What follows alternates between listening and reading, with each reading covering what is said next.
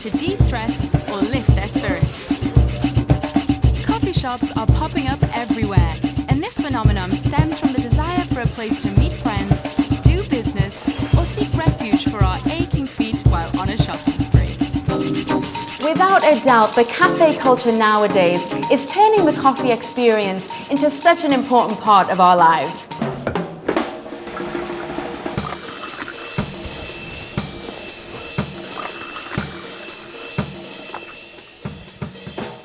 Good morning, America.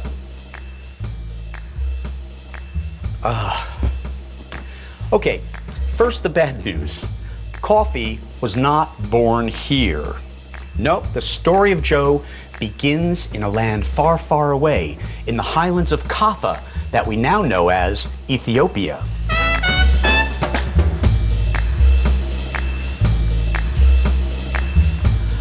I've been roasting coffee and working directly in the coffee villages for over 20 years, and I've always heard this story about Kaldi, the Ethiopian goat herd who first discovered coffee. Kaldi's watching his goats while they munch on the green leaves and the red cherries of a coffee plant. Well, the goats start to get excited. They start to prance. They start to shuck and to jive. Kaldi watches this. He goes home, and later that night, a curious Kaldi tries some of the berries. He sees a vision of the angel Gabriel. He gets really excited, something that pleased his wife, or was it the goats? I don't remember the story. But anyway, Kaldi takes the beans to the local monastery to see the abbot. The abbot takes a handful of these beans, chews on them, and spits out the bitter fruit into the fire, shouting, "Pah! The devil's fruit!" But then, out of the fire comes the alluring aroma of roasted coffee. Much too irresistible, even for an abbot. So was born our modern coffee. It's an apocryphal tale written in the 16th century, but its romanticism has stuck. And one thing's for sure, coffee is still grown in Ethiopia. We've heard all these stories about dancing goats and drunken monks and visions of Angel Gabriel, but what's the real story of coffee? Where did it start and who first found it? It was the Ethiopians, we think, and it was probably in the range of the 800 ADs. That was when someone first wrote about coffee. They didn't actually brew it until centuries later, but we think Arabica coffee was first recognized as a special tree sometime before 1000 AD, a long time ago. Somehow that berry becomes ultimately a drink. What happened there? How'd that happen? It's a berry from a tree. The leaves have caffeine in it, the fruit has caffeine in it, and the seed itself has caffeine in it, but the seed is really hard. It certainly wasn't consumed as the coffee we know it today right away. They used the leaf, and they would dry it and make a little tea out of it. They would use the fruit, which was easy to take off, and they would dry it and, again, brew it as a kind of a fruit drink, first energy drink. They would grind up the green bean, put it with animal fat, and take it traveling with them as sort of an energy bar, if you will. But it wasn't until sometime in the 1400s that somebody figured out to roast that green bean, grind it up, put it in hot water, and make coffee the way that we know it today. In Ethiopia, they developed a ritual of roasting the beans on kind of a big flat wok over a bed of coals. And they would do it while everyone was gathered around, and you could smell the aroma of it. They would then grind it in a mortar and pestle, and they would brew it with a few spices often. And they would give one cup to you, and then a second, and then a third, and it was all very traditional and ceremonial, and it was what you socialized over. And it's quite an elaborate, and remains quite an elaborate ceremony. So Judith, we're in the Palm House. This is a Victorian glass house. It was designed by Decimus Burton, opened in 1846. It's actually based on an upturned boat, And as the name suggests, we grow palms in here. But not only palms, we also grow economic plants. And economic plants are edible tropical plants that we eat, like pineapple, like vanilla. But the plant that we're going to look at today that you're interested in is coffee. So there's actually 124 species of coffee, but there's only really 2 that we drink, and this is one of them. This one's actually Arabica, and the other one that we drink is Robusta, and they come from parts of Africa, Asia, and Australia in the wild, where they naturally are. They grow as a kind of an understory tree, quite a small tree. They can grow up to 20 feet in height, but in cultivation, they keep them pruned down to about 5 feet, so obviously for ease of harvest. Right. They have berries that then they turn to what we call cherries. They ripen at different times, which makes them quite difficult, actually. It means that they have to be hand-picked. If you pick them too early, they're very bitter. Obviously, if they over-ripen, then they just fall off the tree. American-produced coffee is grown on Uncle Sam's big island of Hawaii, on the Kona coast. The coffee here grows in an ideal climate and environment, along a 20-mile corridor on the slopes of Mount Gualamuri. Coffee grows in a belt 30 degrees north and south of the equator, between the Tropic of Cancer and the Tropic of Capricorn, all around the world. Coffee requires altitude to successfully grow a high-quality bean. It's generally best somewhere between 3,000 and 6,000 feet above sea level. Coffee requires shade to lock in the flavor at the end of the day. But here, all the rules are broken. Here, the highest altitude is only about 1,500 feet.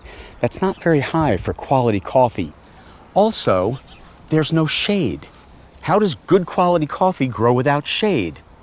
Well, here in Kona, the heat of the day rises, and it sucks in all the moisture off the volcano, creating clouds that cover the coffee plants. Also, here, the soil is nurtured by the volcano Mauna Loa, creating rich, deep mineral soil. Beautiful stuff. These are the characteristics that make quality Kona coffee.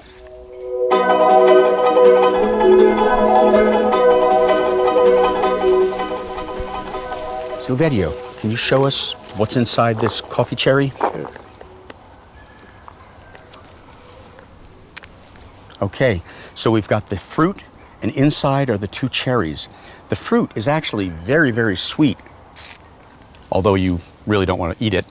Inside the cherry are the 2 beans, which once washed and dried will become our coffee bean, ready for roasting.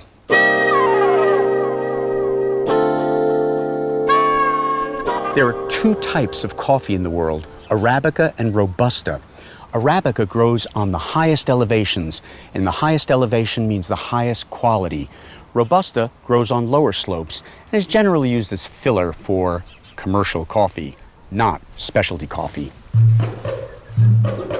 By the 15th century, coffee had crossed the Red Sea to the port of Mocha in Yemen, where it became the nectar of Arabic peoples. Let me share something with you.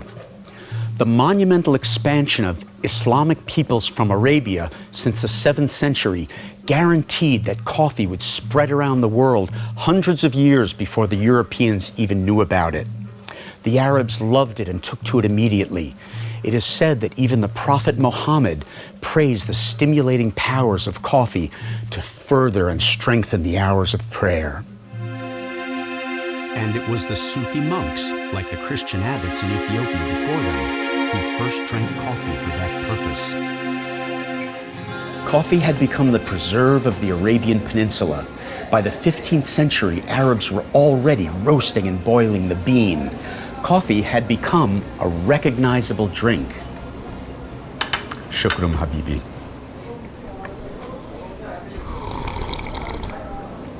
They called it the wine of Araby. But let's not forget, this is an addictive drink. And before you could say Arabica, it was already being sold by vendors in the streets and in the souks. And where people meet and drink a beverage that alerts the mind, they tend to speak their mind. هي هيك تتسوى يعني هي هيك الجو العربي انت No, الجو I العربي wasn't وإحنا سوينا لك جو talking about the عربية. coffee. I love the coffee. ايه Coffee houses were beginning to become places where discontent was spread and radical ideas would emerge. In Mecca, coffee houses served flocks of pilgrims, and the wine of Araby rallied people against the agents of authority. طب من أول احكي لنا من الزاكي. By 1511, there were coffee houses all over Yemen. There was one in Mecca, and the governor of Mecca was named Khair Beg. And he didn't like the coffee house because people would begin to think more rebelliously under the influence of coffee. So they wrote satirical verses making fun of him. So he closed the coffee houses and said that coffee was bad for you and that you shouldn't drink it. The people hated this.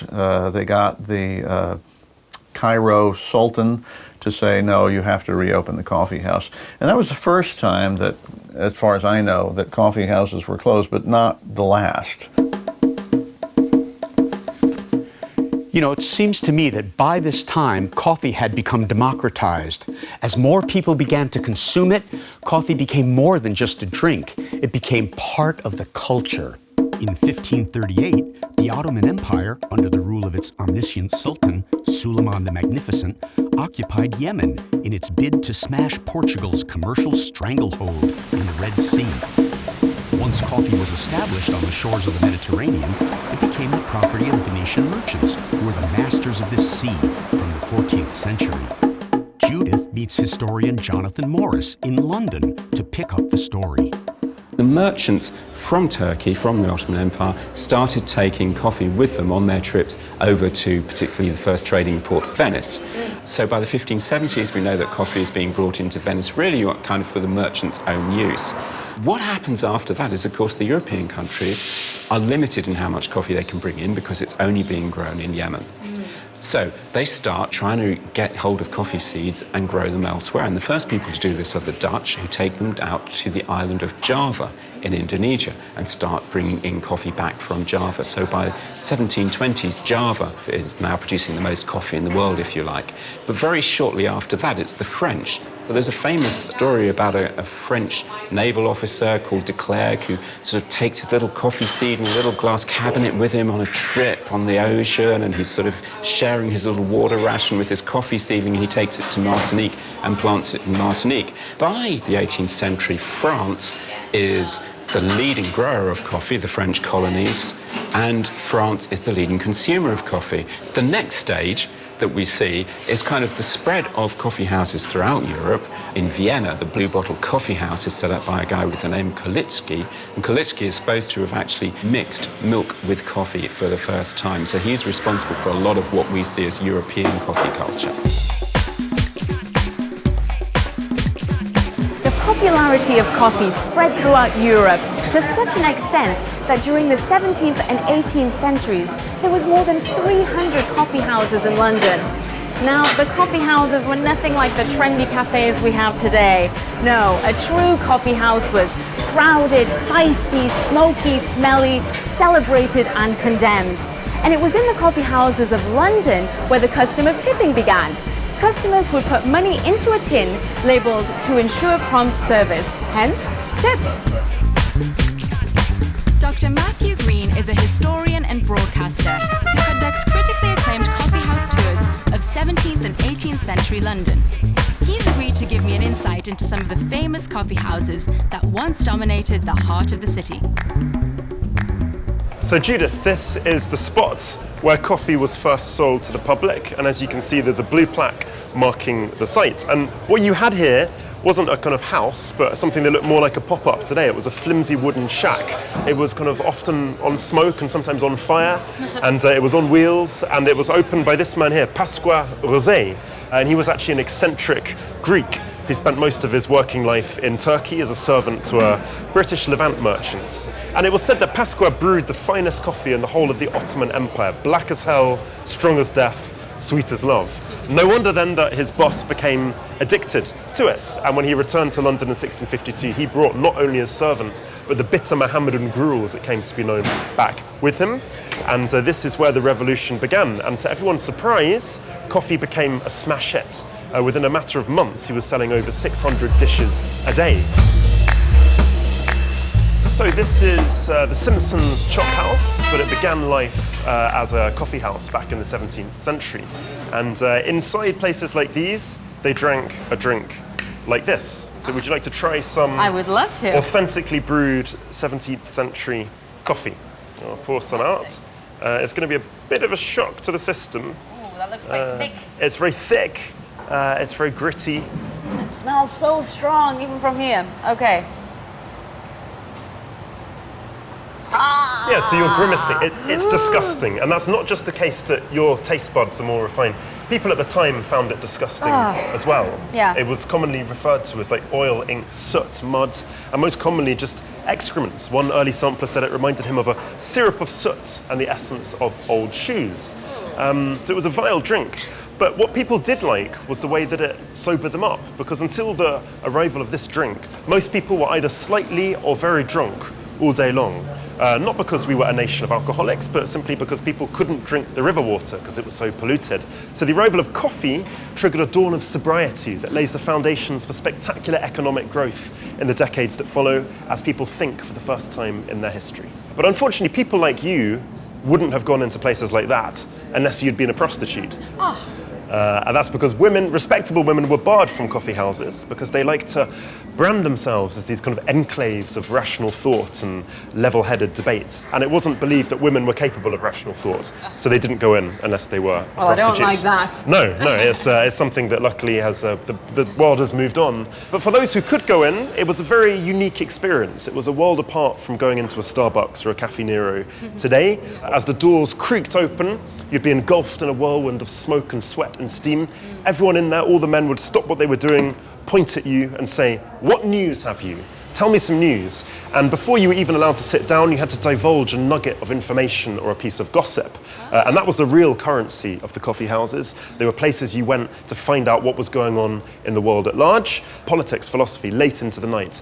So it was a real kind of intellectual revolution. That's why they were later known as penny universities, because for 1 pence, you could go in and drink and think and discuss and philosophize, and you'd leave feeling edified and refreshed and ready to face the world outside.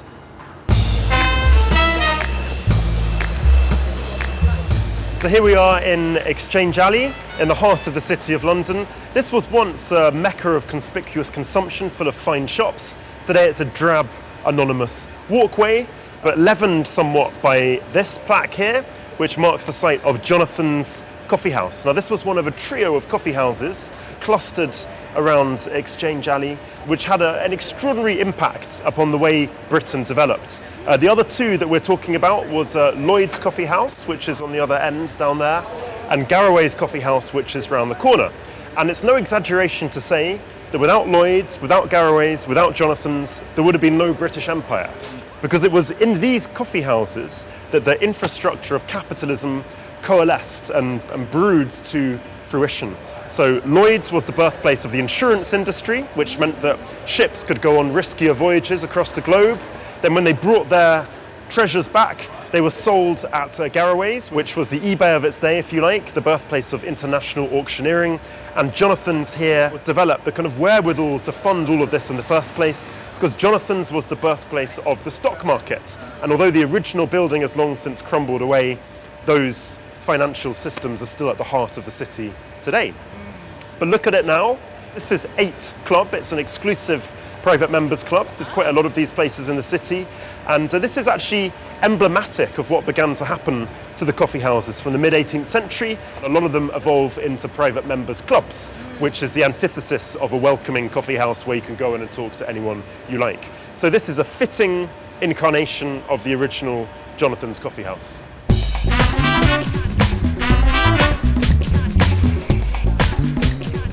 So here we are in Covent Garden, and we're standing outside, a Starbucks. Looks like just like millions of Starbucks all over the world. But this was once Button's Coffee House, which was one of the most famous coffee houses in the whole land. And this is where the great kind of literary wits of town would assemble each night and cast their superb literary judgments upon the work of up-and-coming writers. And in the corner you had a bizarre, surreal lion wizard's head into which new writers could submit anything they'd written, like a letter, a limerick, poetry, and the very best of these submissions would be roared out in a special edition of the original Guardian newspaper. So it was literary, it was convivial, it was a place where you could go in and talk to anybody with a glint in your eye. But look at it now. This is testament to the direction of coffee culture in London. Inside, people are not talking to each other, they're kind of sat alone at their own tables, sequestered from the world, plugged into Facebook or Twitter, not interacting on that face-to-face plane, or just staring out of the window in misery. Yeah. So we've lost the conviviality, but it's still here. Coffee still is being dispensed from exactly the same building that once housed Button's Coffee House in the 18th century. By the mid-17th century, the coffee bean had traveled from Ethiopia to Yemen and onward to Mecca, where the world's first coffee houses were built. Occupying Ottoman Turks then established a coffee house in Cairo and exported roasted coffee beans from Alexandria to its dominions in the Middle East. Damascus boasted the first Turkish coffee house, and the idea soon caught on in the imperial capital of Istanbul. Meanwhile, Venetian merchants were trading coffee in Western Europe, and by the early 17th century, coffee was being imported and coffee houses were proliferating throughout the Christian world. The Dutch then took coffee to New York in 1660. Call me a traitor if you will, but there's nothing on earth like a good cup of tea. What's not to like about tea? It's cool and refreshing in the hot weather, it's hydrating, it prevents cancer and fights diabetes, it lowers cholesterol, and if you drink a cup of black tea, you get some of the caffeine kick that you would get in a cup of coffee. So it won't surprise you to know that it was the drink of choice in colonial America. 1.2 million people drank the stuff every day.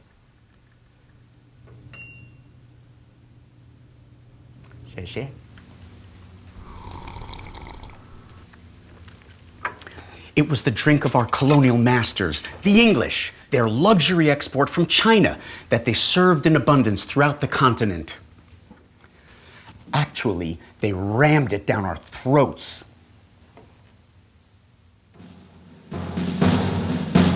America, a nation of tea drinkers, who would have believed it?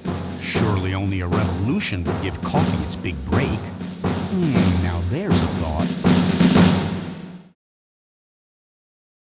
380 million cups are quaffed by Americans every day. A symbol of our revolution against the tea-taxing Brits.